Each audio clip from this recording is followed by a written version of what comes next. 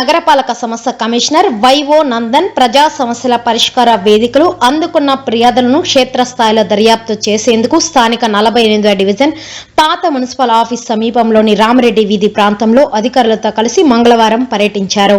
స్థానికంగా నిర్మించిన ఓ ప్రహరీ గోడ వివాదాస్పదంగా మారడంతో స్థానికుల విజ్ఞప్తి మేరకు కమిషనర్ ఆ ప్రాంతంలో పర్యటించి పూర్తి వివరాలను అడిగి తెలుసుకున్నారు. ప్రహరీ గోడ స్థలానికి సంబంధించిన అధికారిక పత్రాలను పరిశీలించారు. అనంతరం 41, 48 డివిజన్లలో జరుగుతున్న అభివృద్ధి పనులను, శానిటేషన్ను పరిశీలించారు. ఈ కార్యక్రమంలో స్థానిక నాయకులు ఇంతియాజ్, స్థానిక సిఐ, నగరపాలక సంస్థ టౌన్ ప్లానింగ్ విభాగ సిటీ ప్లానర్ రఘునాథన్ రావు, వార్డు సచివాలయ కార్యదర్శులు, సిబ్బంది పాల్గొన్నారు.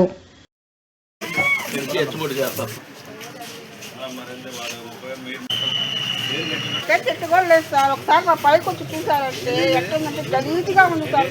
చెట్టుకోలేదు మాకు కాదమ్మా. చూడండి, ఇప్పుడు ఆ ప్లాస్టిక్ కవర్లు అవన్నీ ఎవరేసినట్టు అవన్నీ పైన మేమేమో నీట్గానే వేస్తున్నాం. ఇన్నోళ్ళు ఏం చేస్తున్నారంటే అట్టే వేసేస్తున్నారు. అంటే పైన వాళ్ళు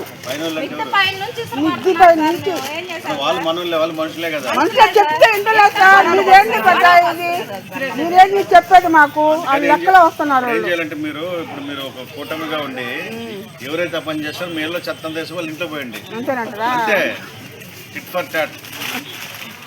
ఎవరు చెప్పండి, మా సార్ చెప్పండి.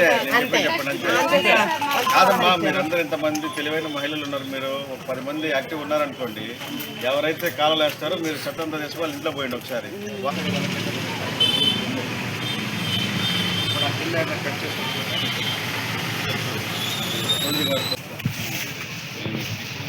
ఇక్కడ కూడా ఏంటి అంటే వీళ్ళు బాత్రూమ్ కట్టున్నాం మన వాళ్ళకి. మీ ప్రమిసెస్లో ఏం లేవు కదా, ఉన్నాయా? మీ సైడ్లో లేవు కదా.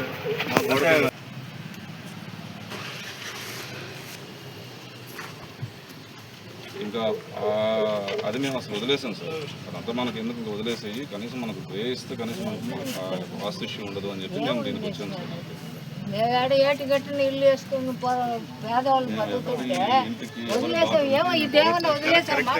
అదంతా చిన్న నారో స్ట్రీట్ లో అదే సార్ గేట్ పెట్టి, అంటే వాళ్ళ అప్రహెన్షన్ అది కాదు. గేట్ పెట్టడం వల్ల కాదు. గేట్ పెట్టినప్పటి నుంచి వెహికల్స్ వస్తాయి. వెహికల్ ముందు చూడండి, ఆ గేట్